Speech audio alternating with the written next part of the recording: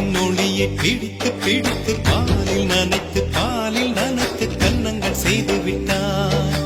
உலக மலர்கள் பறித்து பறித்து 2 பந்துகள் அமைத்து அமைத்து பெண்ணை சமைத்து விட்டான். அழகு என்பது ஆண்பாலா பெண்பாலா என்பதில் எனக்கு சந்தேகம் தீர்ந்தது. அழகு என்பது நிச்சயம் பெண்பாலடா. கவிதை என்பது மொழியின் வடிவம் என்றொரு கருத்தும் இன்று உடைந்தது. கவிதை என்பது கன்னி வடிவமடா. மின்னலை பிடித்து